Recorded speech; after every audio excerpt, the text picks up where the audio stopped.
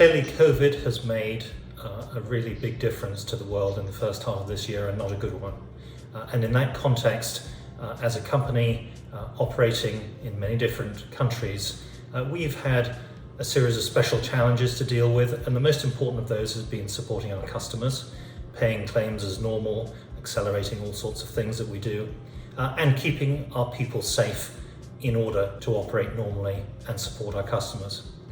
On top of that, we have ensured that we have the financial resilience to meet all of the challenges that come our way. And finally, I think we've shown with these first half results that our attention has also stayed firmly on business as usual.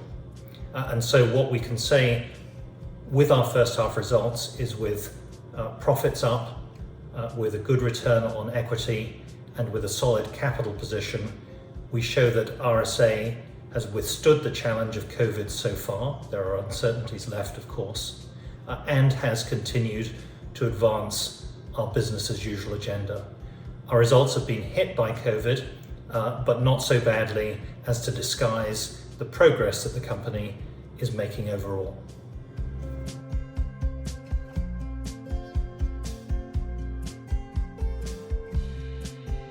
So at the operating level, the costs and benefits of COVID are broadly balanced, and I'll talk about that in a minute or so.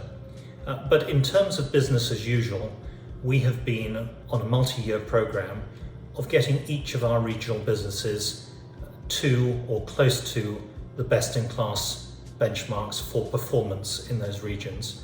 And what we can see coming off the back of a very strong 2019 is that in 2020 we've been able to make even more progress towards that benchmark, and each one of our businesses in Scandinavia, in Canada, in our UK and international region, each one of our businesses has done better than in the period a year ago, and has moved closer to, and in a number of cases, better than the best-in-class ambitions that we've set.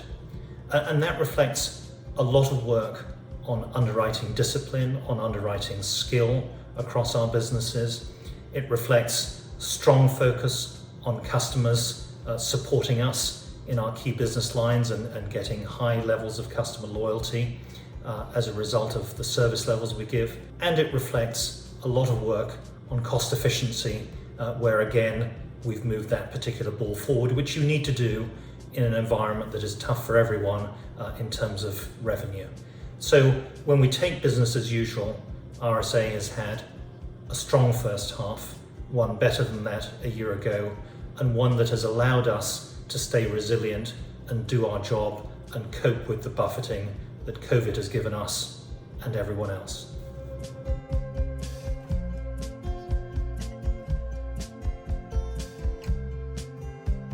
COVID-19, of course, is first and foremost a human crisis, a human challenge around the world.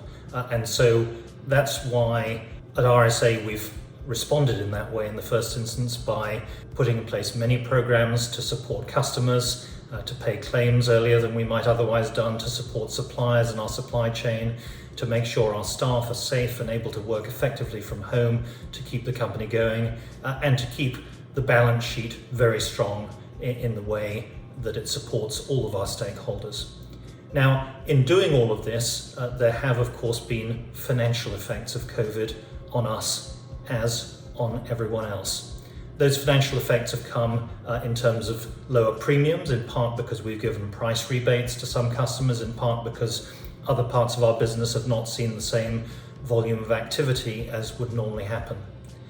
There have also been a whole series of areas where there have been claims, extra claims related to COVID in areas such as business interruption risk, travel, and so on. And finally, there have been some costs, notably technology costs associated with working from home, and a reduction in investment income. All of those costs to our business are fortunately roughly balanced by the frequency benefits of less economic activity, which has led to less claims in some of our business as usual lines, such as motor crashes, for example. And so at the operating profit level, we're broadly neutral in terms of COVID effects. However, our statutory profits are down for the first half, and that's thanks to about £50 million worth of charges that have come through the financial market impacts of COVID, lower interest rates, lower property prices, lower inflation, and so on. So COVID has hit us as it has hit others, but I'm pleased to report that the company is resilient, that at the underwriting level it's been broadly neutral, and that we've been able to do our job of supporting customers and keeping our staff safe.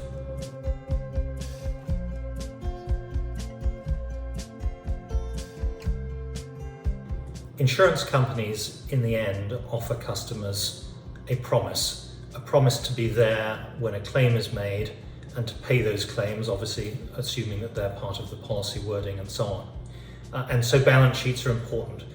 We came into this crisis with a strong balance sheet and strong credit rating, and at the half-year point, we're reporting both of those intact despite declines in markets.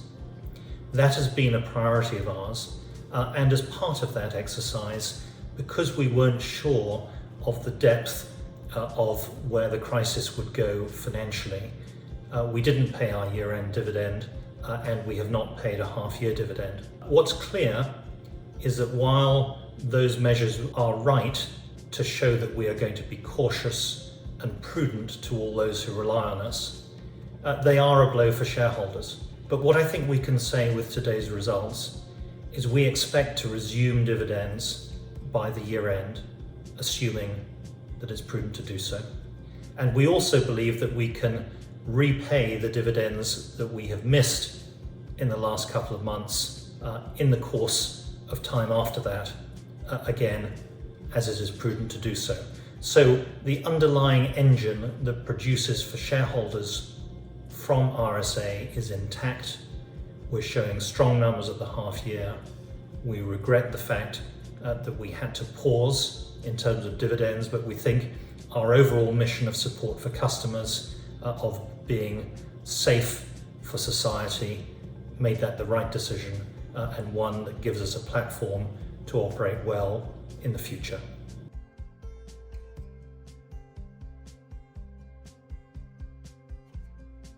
Clearly we have an uncertain world which will continue in its uncertainty for some period of time, driven by COVID, driven by the economic challenges that give rise to recession and unemployment and so on and so forth.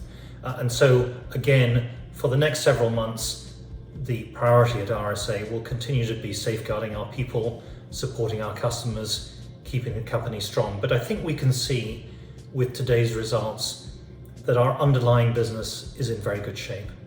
It's in good enough shape to withstand the battering that COVID has given everyone and to make progress on top of that.